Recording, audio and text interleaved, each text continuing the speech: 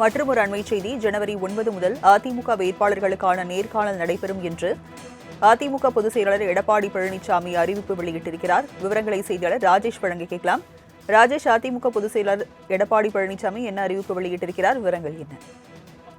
வணக்கம். தமிழ்நாடு சட்டமன்ற பொதுத் தேர்தல் மற்றும் புதுச்சேரி கேரள மாநில சட்டமன்ற பொதுத் தேர்தலில் அதிமுக சார்பில் வேட்பாளர்கள் போட்டியிட வாய்ப்பு கோரி விருப்ப மனு அளித்துள்ளவர்களுக்கான நேர்காணல் சென்னை ராயப்பேட்டையில் இருக்கக்கூடிய அதிமுகவினுடைய தலைமை அலுவலகத்தில் 9ஆம் தேதி, அதாவது வருகின்ற 9ஆம் தேதி முதல் 13ஆம் தேதி வரை நடைபெறும் என்று அறிவித்திருக்கிறது.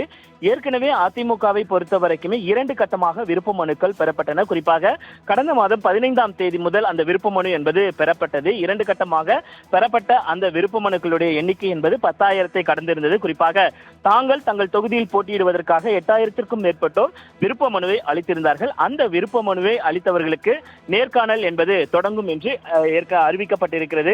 குறிப்பாக கோவை மாநகர் அன்றைய தினம் தொடங்கக்கூடிய அன்றைய தினம் கோவை மாவட்டம், அதே போல திருப்பூர், புறநகர், நாமக்கல், சேலம், அதே மாதிரி ஈரோடு, கரூர், திண்டுக்கல், அடுத்த நாள் கன்னியாகுமரி, தஞ்சாவூர், சிவகங்கை, ராமநாதபுரம், திருநெல்வேலி, விருதுநகர், அதே போல திருவாரூர், மதுரை புறநகர், மதுரை புறநகர் மேற்கு, தேனி, புதுக்கோட்டை ஆகிய மாவட்டங்களிலும் 11ஆம் தேதி கடலூர், திருச்சி, மயிலாடுதுறை, பெரம்பலூர், அரியலூர், கிருஷ்ணகிரி, தருமபுரி ஆகிய மாவட்டங்களுக்கும் 12ஆம் தேதி விழுப்புரம், கள்ளக்குறிச்சி, தூத்துக்குடி, தென்காசி, திருவண்ணாமலை, அதே போல வேலூர், ராணிப்பேட்டை, திருப்பத்தூர் மாவட்டங்களுக்கும் நேர்காணல் நடைபெறும் என்று அறிவிக்கப்பட்டிருக்கிறது. அதே போல கடைசியாக இறுதியாக செவ்வாய்க்கிழமை அன்று, அதாவது 13ஆம் தேதி திருவள்ளூர் மாவட்டம், சென்னை, காஞ்சிபுரம், செங்கல்பட்டு மாவட்டங்களுக்கு இந்த நேர்காணல் நடைபெறும். அதே போல மாலை நேரத்தில் முடிவடையக்கூடிய அந்த மாலை நேரத்தில் புதுச்சேரி, கேரளா ஆகிய மாநிலங்களுக்கும் நேர்காணல் நடைபெறும் என்று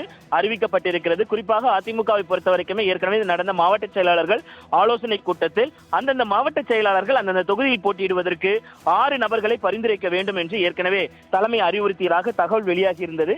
இந்த நிலையில்தான் இந்த விருப்ப மனு அளித்திருப்பவர்களுக்கான அந்த நேர்காணல் என்பது தொடங்கும் என்று அறிவிக்கப்பட்டிருக்கிறது.